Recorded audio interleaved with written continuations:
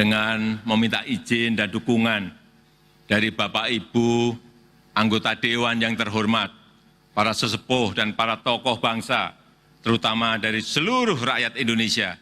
Dengan ini saya mohon izin untuk memindahkan ibu kota negara kita ke Pulau Kalimantan. IKN itu kan semacam tower atau proyek yang hendak dijadikan kebanggaan Jokowi. Jadi kelihatannya kebanggaan Jokowi itu akan dibatalkan oleh rasionalitas APBN. Jadi Pak Prabowo pasti akan menghentikan itu. Mantan Presiden Jokowi tentu ya punya semacam kegelisahan juga karena beliau ingin sebetulnya diam-diam mewujudkan legasi dia bahwa IKN itu orang akan ingat sebagai karyanya Jokowi. Tetapi kelihatannya sekarang mungkin IKN itu 50 tahun lagi baru bisa diselesaikan.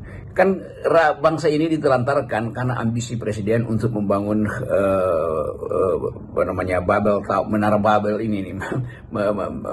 Salah satu karya terburuk dan terkutuk Jokowi menurut saya adalah ambisi gilanya memindah ibu kota Jakarta ke Kalimantan Timur.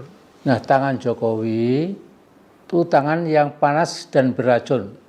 Semua hal yang disentuh Jokowi hampir semuanya gagal.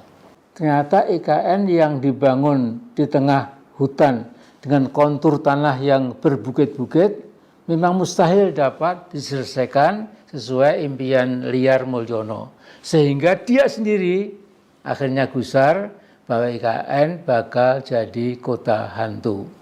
Saya bersama Menteri Perumahan dan Kawasan Permukiman, Bapak Marwara Sirait, Menteri Pekerjaan Umum, Bapak Dodi Hanggodo, dan Kepala Otorita IKN, Bapak Basuki, baru saja menjalankan sebuah rapat terbatas bersama Bapak Presiden Prabowo Subianto, hadir pula Mensesnek dan Seskap, yang tadi kita membicarakan tentang berbagai proyek infrastruktur di Indonesia, khususnya terkait dengan pembangunan atau kelanjutan pembangunan di IKN. Nanti akan saya berikan kesempatan tentunya kepada Kepala OIKN untuk menjelaskan secara lebih rinci, kemudian juga tentu kepada Pak Menteri yang tadi juga telah membahas berbagai kebijakan yang pro-rakyat dalam pembangunan perumahan. Kementerian PU juga tentunya menjadi bagian penting dari kelanjutan pembangunan IKN. Perlu diketahui bahwa sesuai arahan dari Bapak Presiden Prabowo Subianto, pembangunan IKN ini akan kita lanjutkan, tentu mengikuti timeline dan tahapan-tahapan yang telah ditetapkan sebelumnya. Sebagai penjelasan kepada masyarakat luas, tahap pertama, yaitu tahun 2022 hingga 2024, juga telah menghadirkan berbagai progres. Ada berbagai infrastruktur yang juga telah selesai 100%, tetapi ada juga yang masih ongoing, masih berlanjut. Dan memang kita fokus pada pembangunan kawasan inti pusat pemerintahan.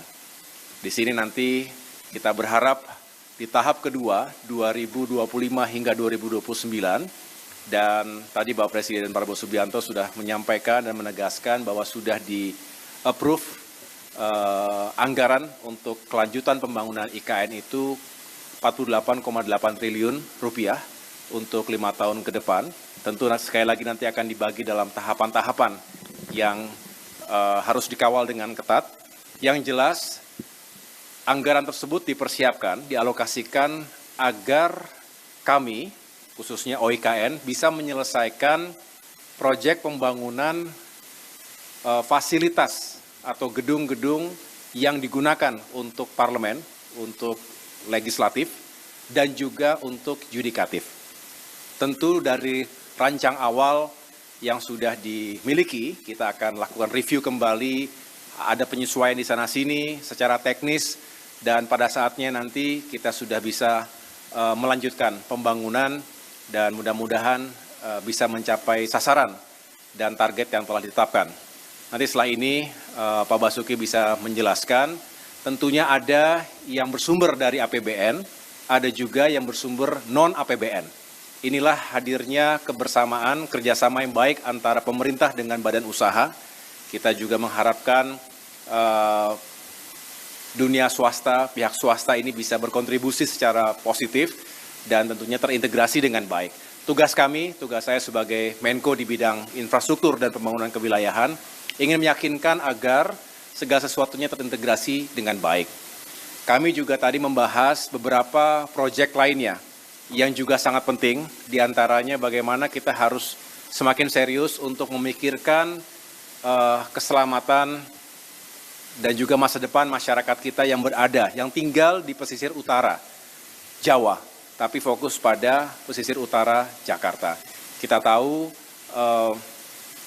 ancaman terhadap saudara-saudara kita dari terjadinya land subsidence, banjir rob dan lain sebagainya, ini perlu kita antisipasi dan mitigasi secara serius dan langkah-langkah pembangunan infrastruktur seperti tanggul, pantai, dan juga pada saatnya karena memang sangat diperlukan, pembangunan tanggul raksasa juga ini diharapkan menjadi prioritas.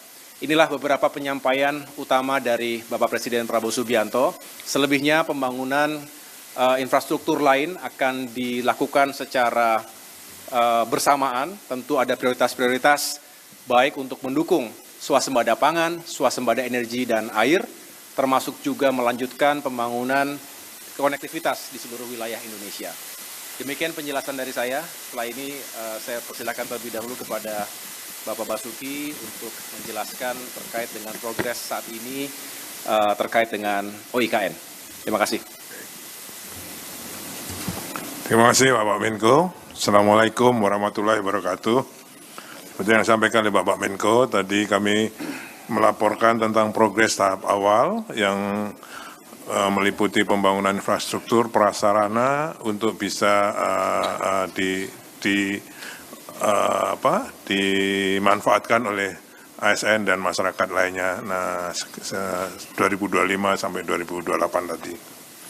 Jadi kami melaporkan pada saat tahap awal 2022 sampai 2024 APBN telah menginvestasikan 89 triliun untuk jalan tol, 47 tower hunian, air minum, sanitasi, embung, kolam retensi, perkantoran, kemudian kantor sekretariat, dan sarana peribadatan seperti masjid dan basilika dan gereja yang kesemuanya dikerjakan oleh Kementerian PU sebelumnya.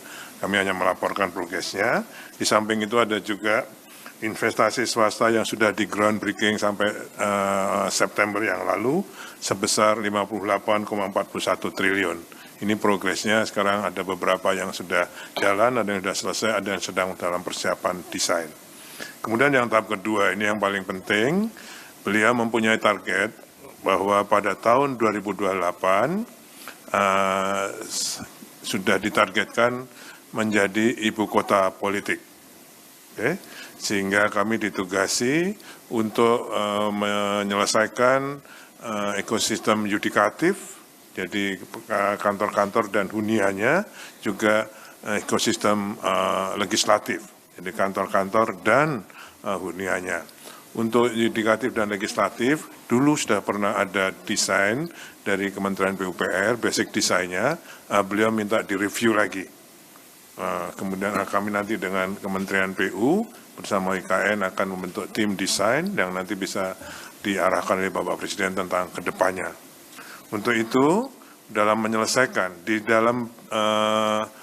menyelesaikan program dari 2025 sampai 2025 sampai 2029 dibutuhkan APBN 48,8 triliun. Okay? Untuk tadi pertama, untuk penyelesaian kompleks legislatif, yudikatif, dan ekosistem pendukungnya, serta membuka akses menuju IKN kawasan WP2. Karena kita tadi kan WP1, ini ke WP2. Termasuk juga dalam 48,8 triliun ini adalah untuk memelihara untuk mengelola prasarana dan sarana yang sudah diselesaikan pada tahap awal tadi.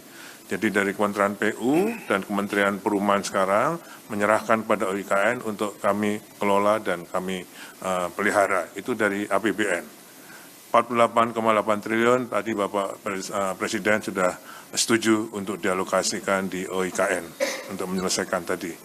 Di samping itu ada juga program kami dengan kegiatan atau program yang dibiayai melalui KPBU, kerjasama pemerintah dan badan usaha, sebesar 60,93 triliun yang sudah kami proses sampai dengan feasibility study-nya, yaitu untuk 97 tower apartemen dan 129 rumah tapak lagi. Oke. Kemudian juga untuk 6 proyek KPBU lagi untuk pembangunan jalan dan multi utility tunnel sepanjang 138,6 km di kawasan KIPP itu. Ya, selama ini yang dikerjakan kan baru sebagian, ini akan kami lanjutkan yang baru dengan KPBU. Oke. Kemudian juga 1 KPBU lagi untuk pembangkit listrik tenaga surya, yang sekarang sudah ada 50 MW yang kemarin sudah diresmikan oleh Bapak Presiden. Kemudian juga kami laporkan groundbreaking yang ke-9, ini kami mohon tadi, kami laporkan pada Bapak Presiden untuk kegiatan pembangunan hotel, hunian, retail, dan perkantoran sebesar 6,49 triliun. Dari tadi ada swasta murni, investasi murni, direct investment, KPBU, APBN. Inilah kerjasama yang disampaikan oleh Pak Menko tadi. Selain itu, Bapak Ibu sekalian, kami juga mendapat masukan dari Pak Menteri Perumahan untuk bisa mengoptimalkan swasta yang sudah melakukan groundbreaking tadi, ya, baik dari 1 sampai 8 maupun nanti yang ke-9 agar juga tidak hanya sekedar groundbreaking, tapi ditindaklanjuti dengan kegiatan pembangunannya. Tadi targetnya 1 tadi bahwa tahun 2028 agar bisa ditetapkan IKN ini sebagai ibu kota politik Republik Indonesia. Saya kira itu. Terima kasih. Assalamualaikum warahmatullahi wabarakatuh.